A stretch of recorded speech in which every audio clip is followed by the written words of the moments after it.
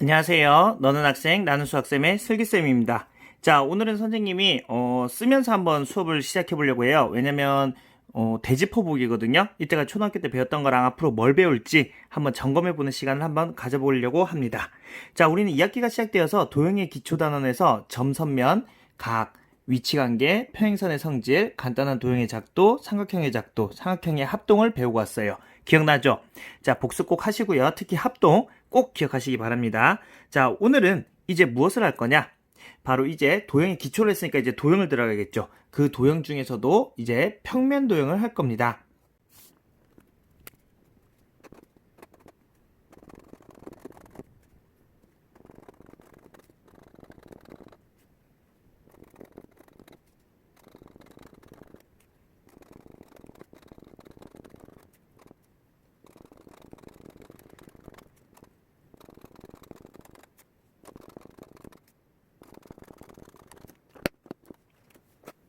자, 이렇게 배울 예정인데요. 자, 평면 도형단에서 딱 봤더니 또 삼각형이 나오네요. 그쵸? 자, 삼각형을 왜 이렇게 열심히 했는지 알겠지? 그치? 자, 그래서 이제 삼각형의 내각과 외각, 그 다음에 다각형의 내각의 크기의 합, 그 다음에 외각의 크기의 합, 그 다음에 대각선의 개수, 그 다음에 원과 부채꼴, 그 다음에 부채꼴의 호의 길이와 넓이. 자, 단어들은 우리가 초등학교 때도 한 번씩 봤던 것들일 거예요. 한번 확인해 보세요. 자, 그런데 우리 또 까먹었겠지, 그치? 그래서 선생님하고 한번 초등학교 때 배운 거 한번 점검해 보면서 한번 이 시간을 보내보겠습니다. 자, 그러면 시작해 볼게요. 자, 우선 본격적인 도형에 들어갈 건데요. 도형이 과연 뭘로 나눠져 있고 어떻게 구성되는지 한번 알아보고 시작하면 좋겠죠, 그쵸? 자, 우선 도형부터 시작하겠습니다. 자, 도형. 자, 도형은 우리가 앞으로 배울 도형은 크게 두 가지로 우선 나눌 수 있어요. 자, 우리 중학교 과정에서는 평면 도형, 그리고 입체 도형으로 나눌 수 있습니다. 자, 크게 이렇게 두 개로 나눌 수 있는데요. 특히 여기서 평면 도형은 다시 또 나눌 수가 있어요. 어떻게 나눌 것이냐? 다각형하고 원으로 나눌 수 있어요. 자, 이렇게 나눌 수가 있는데 우리가 다 들어봤던 말이죠. 우리는 우선 평면 도형부터 시작할 거예요. 근데 우리 평면 도형은 아무래도 평면에 있는 거 2D, 그쵸? 그 다음에 입체 도형은 3D가 되겠죠, 그쵸? 자, 근데 그 중에서 다각형도 들어봤을 건데, 그쵸? 원도 들어봤을 거고. 자, 근데 다각형과 원의 차이점이 무엇일까요? 뭘 때문에 얘네들이 나눴을까? 아까 평면과 입체 도형은 2D, 3D라고 나눌 수 있는데 얘네들은 뭘로 나눴을까요? 바로 선분의 차이점이죠, 그쵸? 선의 구분이었잖아요, 그쵸? 왜냐? 다각형은 뭘로 구성되어 있어요? 다각형은 선분으로 이루어져 있죠. 그쵸? 선분으로 구성되어 있고요. 자, 근데 원은 뭘로 구성되어 있었어요? 곡선으로 이루어져 있었죠. 자, 이렇게 선의 차이가 아무래도 이 도형을 나눌 수 있는 그런 기준점이 되었었던 것 같습니다. 자, 근데 그 중에서도 오늘은 우선 다각형부터 시작할 거예요. 왜냐? 아까 우리가 봤던 거에서 삼각형 다음에 다각형이었잖아요. 그쵸? 그리고 삼각형도 결국 다각형이거든. 그렇기 때문에 한번 시작해 보겠습니다. 자, 그러면 다각형이 도대체 무엇이냐? 자, 우선 다각형을 먼저 알아보기 위해서 우리 수학 시간에 선생님 항상 보면 한자로 풀어줬잖아요. 그쵸? 자, 한번 한자로 먼저 시작해 보겠습니다. 자, 이때 다자는 무슨 다자냐면 우리 대체적으로 한글에서 다자 나오면 주로 뭐예요? 많을 다자를 쓰잖아요. 그쵸? 자, 그래서 많다는 뜻이에요. 자, 그 다음에 각은 뭐예요? 각. 각은 우리가 저번 시간에 배운 앵글이 되겠네요. 자, 앵글에서 우리 A자 따가지고 각이라고 했던 거 기억나죠? 그쵸? 자, 그리고 형은 뭐다? 형은 도형형자. 그 다음에 모형형자를 써가지고요. 형태형을 이렇게 써요. 이렇게. 자, 그렇게 해서 그러면 요 한자를 그대로 풀이하면 다각형이 뭐예요? 여러 개의 각을 가진 도형이 되겠네요. 그쵸? 자, 그런데 이때 여러 개의 각을 가졌다는 말은 또 뭐를 가져올 수 있냐면 바로 이렇게 각을 연결하는 변도 여러 개 존재한다는 거. 그게 바로 중요하겠죠. 그쵸? 왜냐면 각만 있으면 안 되잖아. 각을 이어주는 변도 존재해야 되기 때문에 그렇다는 거. 그러면 요거 가지고 이제 또 유출을 한번 해보겠습니다. 근데 이때 우리가 다각형, 지금 선생님 다각형 설명해 주는데 여러분이 다각형을 지금 머릿속에서 그릴 수 있어야 되는데 다각형 생각나는 거 있어요? 자, 다각형이 뭐 있었을까요? 우리 초등학교 때 배웠던 다각형. 기억나는 거. 자, 다각형은 삼각형, 그 다음에 사각형, 오각형, 자, 익숙한 단어들이죠. 그쵸? 뭐 육각형도 있고 칠각형도 있고 팔각형도 해서 뭐 나중에 백각형까지도 있고 뭐 청각형도 있을 거예요. 자, 근데 우리가 이까지는 굳이 그리지 않으니까 자, 그래도 우리는 자주 봤던 도형들이네. 삼각형, 사각형, 오각형. 그쵸? 자, 그런데 너무 많아. 각형이 너무 많아. 자, 그래서 수학자들이 얘를 또 이름을 또 따로 붙였어요. 자, 또 이름 또 붙이네. 그치? 자, 얘를 뭐라고 부르냐? 앞으로 이렇게 N각형이라고 이름을 붙이게 되었습니다. 자, N각형이 과연 무엇이냐? 자, 우리는 앞으로 영어에서 N을 좀 많이 익숙해져야 돼요. 왜냐면 이제 숫자의 단순 숫자의 증가나 이런 건 N자로 표현할 거예요. 자, 무슨 말이냐? 자, 요 N에다가 만약에 3을 대입해 봅시다. 자, 3을 대입해 보면 자, 얘는 몇 각형이 되는 거예요? 삼각형이 되는 거예요. 그렇죠? 자, 그럼 사각형을 대입하면 사각형, 5를 대입하면 오각형, 6을 대입하면 육각형. 자, 그러면 자, 이렇게 삼각형, 사각형, 오각형, 백각형 이렇게 표현하지 않아도 요 세 단어 가지고 요 세 글자 가지고 우리가 하나로 표현할 수 있겠죠. 그렇죠? 자, 그냥 단순히 N각형이라고 하면 얘를 다 포함할 수 있는 거예요. 자, 그러면 조금 더 얘보다 편하게 부를 수 있겠네. 그렇죠? 그렇기 때문에 앞으로 N각형이란 말도 자주 사용할 예정입니다. 그렇기 때문에 꼭 기억하세요. 자, 그러면 다각형을 우리가 한번 본격적으로 정리를 한번 해볼게요. 아까 우리가 선생님이 얘기할 때 많은 각이 있는 도형이라고 그랬잖아요. 그쵸? 자, 그러면 거기에 조금 더 우리가 정확하게 한번 해봅시다. 자, 다각형. 자, 과연 다각형이 무엇이냐? 자, 근데 우리가 다각형을 할 때 우리가 초등학교 때도 이각형, 일각형은 본 적이 없잖아요. 그쵸? 왜 그럴까요? 왜냐면 각이 두 개나 하나가 있으면 도형이 되질 않아요. 그쵸? 최소 세 개는 있어야 삼각형부터 시작할 수 있잖아. 그치? 자, 그렇기 때문에 조건이 붙습니다. 자, 다각형은 세 개 이상의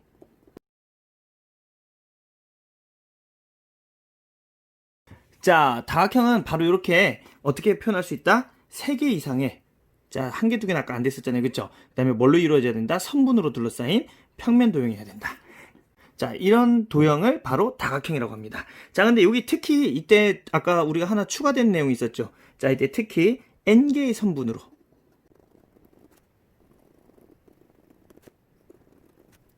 자, 우리 아까 N개의 선분으로 둘러싸인 다각형을 뭐라고 했었죠? N각형이라고 했어요. N각형은 결국은 다각형이란 말이죠. 그쵸? 자, 그렇기 때문에 우리는 이제 머릿속에서 뭘 넣어야 되느냐? 자, 다각형이라는 용어랑 N각형이라는 용어를 머릿속에 넣어놓으면 되겠네요. 그쵸? 자, 그러면 다각형의 특징이 있을까요? 자, 이 다각형의 특징이 많을 텐데 그 중에서도 특이한 특징을 가진 애들이 또 이름이 또 하나 또 있어. 자, 근데 여러분도 들어본 거예요. 자, 이때 요 다각형 중에서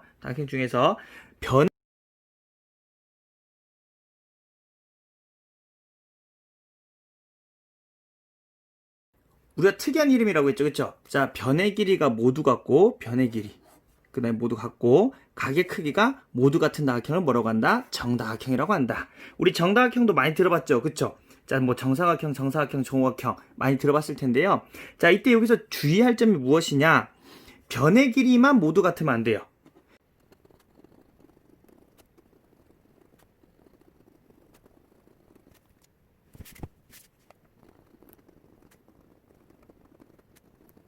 자, 이때 변의 길이가 같다는 말만 나오면 정다각형이라고 우리가 확실히 얘기할 수가 없어요. 자, 그 다음에 각의 크기만 같다는 말이 나오면 정다각형이라고 말할 수가 없어요. 100% 말할 수 없어요. 자, 근데 변의 길이와 각의 크기가 모두 같다는 말이 나오면 우리는 정다각형이라고 할 수 있어요. 자, 이게 또 무슨 말일까? 자, 우리는 또 이렇게 궁금증이 생기겠죠. 호이, 저 말이 무슨 말이야? 그쵸? 자, 그럼 이때 우리는 이걸 어떻게 할 수 있느냐? 자, 선생님 예시를 한번 들어볼게요. 자, 우린 초등학교 때도 배웠어요. 자, 변의 길이만 같다. 변의 길이만 같은 거 사각형이 뭐가 있었죠? 바로 이렇게 마름모가 있었어요. 맞아요? 자, 마름모는 우리가 정사각형이 아니죠. 그쵸? 자, 근데 내 변의 길이가 같아. 변의 길이는 같아. 그렇지만 얘는 정사각형이 아닙니다. 그쵸? 맞아요? 자, 그러면 각의 크기가 같다. 직사각형이 있겠네. 각이 전부 다 90도로 같죠. 그쵸? 하지만 변의 길이는 같은지 안 같은지 모르잖아. 그치? 자, 그럼 얘는 정사각형이라고 할 수 있어요? 없어요? 없겠네요. 그쵸? 자, 그럼 정사각형도 탈락. 자, 그럼 과연 우리가 아는 변의 길이와 각의 크기가 모두 같은 거는 뭐라고 해요? 정사각형이겠죠. 그쵸? 자, 정사각형 특징이 뭐예요? 네 변의 길이가 같고 네 각의 크기가 전부 다 같은 사각형이죠. 그쵸? 자, 그래서 얘는 우리가 정다각형이라고 부르고 그 중에서도 각이 4개고 변이 4개이기 때문에 정사각형이라고 부릅니다. 자, 그러면 우리는 여기서 무슨 문제를 가져올 수 있느냐? 정이 들어간 문제에서는 한 변의 길이를 주고 둘레 길이를 구하라든지 아니면 한 각을 말하고 나서 전체 각을 구할 수 있다든지 이렇게 우리가 좀 활용할 수 있겠죠. 그쵸? 자, 그래서 그걸 머릿속에 한번 넣어 두시기 바랍니다. 자, 그리고 우리는 이때 여기서 또 중요한 게 있었네요. 다각형을 할 때 중요한 것 중에 하나가 이제 대각선이에요. 대각선. 자, 대각선 아까 선생님이 6단원 평면도형 한다고 할 때 내각, 외각 다음에 대각선이 들어갔었거든요. 자, 대각선은 무엇이냐? 이웃하지 않는 두 꼭지점을 이은 선분이에요. 그거를 대각선이라고 합니다.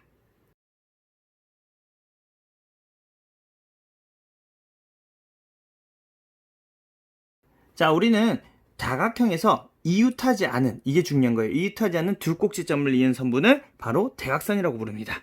자, 그러면 이웃한 꼭지점을 이으면 뭘까요? 그러면 이웃한 꼭지점?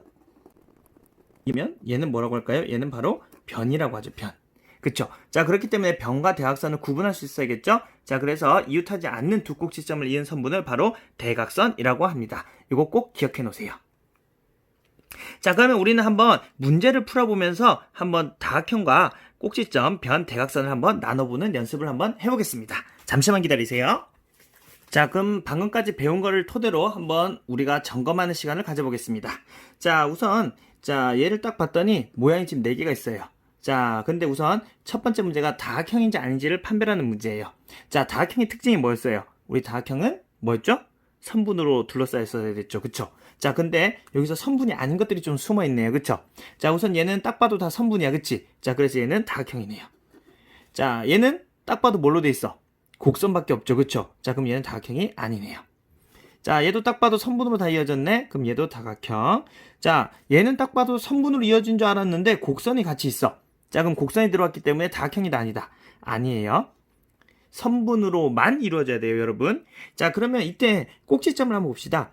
자, 꼭지점은 말 그대로 변과 변이 만나는 점이죠. 그쵸? 자, 얘는 변과 변이 만나는 점이 몇 개예요? 하나, 둘, 셋, 4개. 자, 4개 됐네. 자, 얘는 우선 지금 다각형이 아니기 때문에 꼭지점이 없죠. 그쵸? 자, 그 다음에 얘도 꼭지점이 하나, 둘, 셋, 넷, 5개. 그쵸? 자, 얘도 우선은 꼭지점이 하나 있지만 우선 다각형이 아니니까 우선 다음에 이거는 부채꼴을 배우면서 공부하겠습니다. 자, 그럼 변의 개수는 몇 개일까요? 자, 변은 서로 이웃한 꼭지점까지 다 있는 거죠. 그쵸? 자, 그럼 꼭지점 이은 선분이 하나, 둘, 셋, 넷. 4개가 되네요. 그쵸? 자, 그 다음에 얘는 우선 다각형이 아니니까 생각하지 않겠습니다. 자, 그 다음에 얘는 변이 하나, 둘, 셋, 넷, 5개네요. 자, 그 다음에 자, 대각선. 대각선은 아까 뭐였어요? 이웃하지 않는 꼭지점을 이었다 했잖아요. 그쵸? 자, 이웃하지 않는다는 말이 무슨 말이냐? 자, 이 꼭지점 입장에서는 얘가 이웃하고 얘가 이웃하는 거예요. 그쵸? 왜냐면 옆에 있으니까 이웃하고 있잖아. 그치? 자, 그럼 아닌 게 뭐밖에 없어? 얘밖에 없네. 그치? 자, 그러면 이렇게 하나 꺼줍니다. 자, 근데 얘 입장에서도 이렇게 하나 꺼주는데 결국 선분 얘랑 얘는 똑같은 선분이잖아. 그치? 그래서 하나로 취급하고요. 그 다음에 이렇게 또 꺼줄게요. 자, 그러면 대각선이 총 몇 개다? 2개다. 자, 얘는 다각형이 아니기 때문에 우선 생각하지 않겠습니다. 자, 우리는 오각형의 대각선을 제일 많이 그려봤을 거예요. 무슨 말이지? 하지만 자, 이웃하지 않는 걸 다 이어주면 얘는 무슨 모양이 되냐면 이런 모양이 돼요. 자, 별표 모양이지. 그치? 자, 우리는 이거 많이 그려봤을 거야. 이렇게 하면서. 그치? 자, 그래서 오각형의 대각선의 개수는 몇 개다? 5개다. 자, 이렇게 됐습니다. 자, 그래서 우리는 대각선의 개수를 좀 알아봤고요. 자, 그러면 이제 과연 안에 있는 각들은 어떤 관계에 있는지도 한번 설명하고 공부해 보겠습니다. 자, 이번에는 삼각형과 사각형 안에서 각의 크기를 한번 공부해 보겠습니다.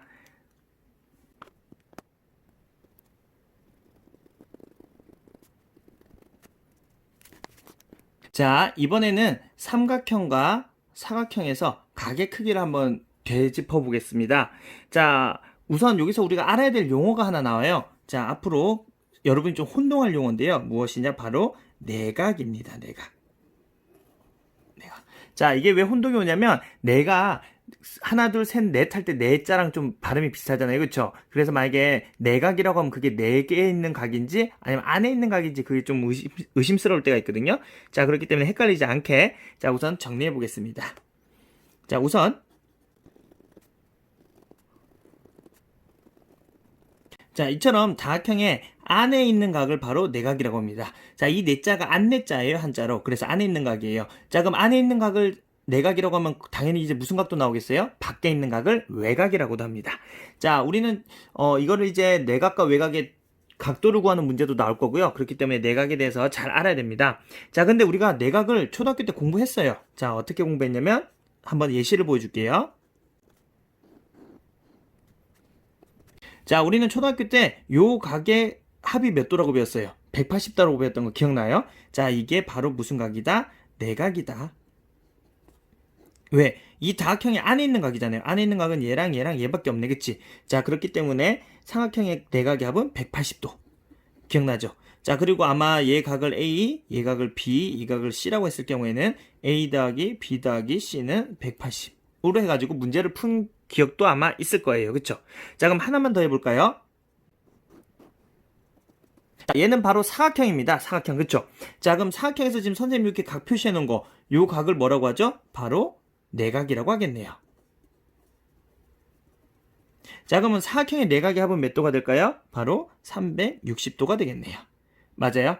자, 이때 여기서 좀 이제 우리가 발음에서 위험한 게 뭐냐면 사각형의 내각이라고 하면 당연히 안에 있는 각도 되지만 4개 있는 각도 되니까 똑같아요. 그쵸? 자, 근데 삼각형의 내각이라고 하면 나도 모르게 순간 사각형 각이 3개밖에 없는데? 라는 의문이 생길 때도 있어요. 자, 그럴 때는 당황해하지 말고 내각이라고 했으니까 안에 있는 각을 말하는가 보다 라고 생각하시면 될 것 같습니다. 자, 이렇게 초등학교 때 배웠던 다각형을 선생님하고 조금 알아봤고요. 보는 김에 우리가 원도 이제 들어갈 거거든요. 자, 그래서 원까지 되짚어보고 오늘을 마무리하겠습니다. 잠깐만 기다려주세요. 자, 우리는 초등학교 때 원도 배웠어요. 원. 기억나죠? 자, 원을 할 때 우리가 제일 기억 많이 남는 게 뭐예요? 3.14 기억나요? 바로 그겁니다. 자, 근데 원이 과연 무엇일까? 자, 원은 뭐라고 해요? 우리가 동그라미 이렇게 하죠. 그쵸? 자, 근데 그렇게 정의하면 될까요? 안 될까요? 안 돼요. 자, 원을 그렇게 정해버리면 나중에 좀 오류가 많이 생겨요. 그렇기 때문에 정확하게 한번 원을 짚고 한번 넘어가겠습니다. 자, 원이 바로 무엇이냐면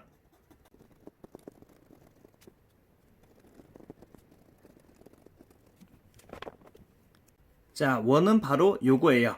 평면 위의 한 점에서 같은 거리에 있는 점들의 모임이에요. 자, 이때 이 같은 거리라는 게 무엇일까요? 바로 반지름이 되겠죠. 자, 왜냐면 원은 바로 이렇게 생겼어요. 짜잔. 자, 근데 이때 한 점이 있으면 그 점에서 같은 거리에 있는, 그러니까 반지름이 같은, 그쵸? 근데 반지름 원을 그리고 나서니까 같은 거리에 있는 점들을 다 모아요. 모으다 보면 이게 곡선이 되겠지, 그치? 자, 그러면 이때 생성되는 게 바로 뭐다? 원이다. 그래서 반지름의 길이가 전부 다 같은 거예요. 그쵸? 자, 근데 우리는 원을 배우면서 정말 많은 단어들을 배웠어요. 자, 뭐 배웠어요? 그때 반지름 배웠죠. 자, 반지름 배우면서 지름 배웠고, 그 다음에 뭐 둘레 길이 기억나요? 둘레 길이. 자, 그 다음에 뭐 넓이, 그 다음에 우리를 괴롭혔던 원주율, 이런 것들이 있었죠. 그쵸? 자, 이때 특히 둘레 길이를 우리가 뭐라고 했었어요? 원주라고 했었던 거 기억나요? 자, 원의 둘레 길이를 원주라고 하고 그 원주의 비율을 원주율이라고 했었습니다. 자, 무엇에 대한 비율이었죠? 원의 지름에 대한 비율이었죠. 자, 원의 지름에 대한 비율. 그래서 원주율은 원의 지름에 대한 원의 둘레 길이의 비율이기 때문에 원주율 그래서 결국 뭐였어요? 원의 지름의 길이분의 이렇게 원의 지름의 길이분의 원의 둘레의 길이죠. 그쵸? 자, 그런데 우리는 이거를 그냥 원주율이 뭔지 기억 안 나고 그냥 3.14로만 기억하니까 지금 요의 뜻에 대해서 잘 모를 거예요. 그쵸? 하지만 잘 기억해놔가지고 앞으로 잘 사용하기 바라겠습니다. 자, 그러면 우리 이제 간단하게 원의 둘레 길이와 넓이를 구하는 방법만 한번 되살펴보고 오늘 마무리하겠습니다. 자, 우선 초등학교 때 했던 거 잘 한 번만 더 보겠습니다. 자, 원의 둘레 길이를 구하라던 문제 기억나요? 자, 원의 둘레 길이는 어떻게 구했었어요? 지름의 길이 곱하기 원주율이었죠. 그쵸? 자, 그리고 이때 지름은 어떻게 구했어요? 반지름만 주어졌을 경우에는 곱하기 2를 했죠. 왜? 지름은 요게 지름인데 반지름만 주면 얘를 2배 하면 지름이 되었잖아요. 그쵸? 기억나요? 자, 그러면 요 원에서 지금 원의 둘레 길이를 한번 구해보겠습니다. 자, 반지름이 4라고 주어졌네. 자, 그럼 반지름이 4예요. 그럼 지름이 되려면 곱하기 2를 해줘야 되겠네. 그쵸? 자, 그 다음에 곱하기 원주율은 3.14네요. 그쵸? 자, 근데 우리가 초등학교 때는 요런 선생님이 있으면 좋았어요. 자, 이때 원주율은 3으로 한다. 이런 거 좋았잖아요. 그쵸? 자, 근데 여기서 3.14로 계산하겠습니다. 자, 그럼 8 곱하기 3.14가 되겠네요. 자, 그럼 얼마가 나와요? 25.12. 그리고 둘레 길이기 때문에 센티미터네요. 자, 이렇게 나왔습니다. 자, 원의 넓이는 뭐예요? 원의 넓이는 반지름의 길이 곱하기 반지름의 곱하기 원주율이었죠. 그쵸? 자, 그래서 지금 왼쪽에 있는 원에서는 어떻게 하면 됐다? 반지름 4 곱하기 반지름 4 곱하기 3.14. 자, 그럼 얘는 16 곱하기 3.14죠. 그쵸? 자, 근데 다행히 계산이 좀 쉽네요. 왜냐면 옆에서 8 곱하기 3.14가 25.10인가 알았지? 그쵸? 자, 그럼 얘는 2배만 더해주면 되니까 50.24가 되겠네. 자, 그래서 이렇게 구했습니다. 자, 근데 초등학교 때는 이렇게 구했는데 중학교 수학에서 딱 하나 정말 소중하게 배우는 게 하나 있어요. 자, 그게 무엇이냐? 앞으로 배울 파이입니다. 파이는 이렇게 생겼거든요. 자, 외우기도 쉬워요. 파이는 뭐다? 얘가 파이예요. 요거. 얘가 파이라는 용어거든요. 자, 얘는 무엇이냐? 원주율을 이제 파이라고 할 거예요. 원주율을. 자, 그러면 원주율 이때까지 우리는 초등학교 때는 3.14로 해서 곱하기 연습을 많이 했는데 지금부터 이제 뭐로 바뀐다? 파이로 바뀌어요. 자, 그러면 요 식이 어떻게 변하느냐? 자, 4 곱하기 파이가 되는 거예요. 자, 그러면 16파이가 되는 거예요. 자, 그러면 계산하기 좀 더 쉽죠? 왜냐면 3.14 곱하지 않으니까, 그쵸? 자, 이렇게 해가지고 우리는 선생님하고 초등학교 때 배웠던 내용 조금 더 되짚어 봤고요. 그 다음에 앞으로 배울 게 뭐가 있는지 한번 살펴봤습니다. 자, 책은 평면도형 펼쳐보시면 되짚어보기라는 게 있으니까요. 되짚어보기 보면서 선생님 설명 듣고 나서 한번 빈칸도 채워보고 문제도 풀어보면서 한번 기억을 되살려보는 시간이 되었으면 좋겠네요. 자, 되짚어보기 시간은 여기까지 하고요. 쌤하고 다음 시간부터 이제 본격적으로 삼각형의 내각 외곽부터 들어가겠습니다. 자, 오늘 여기까지 할게요. 안녕.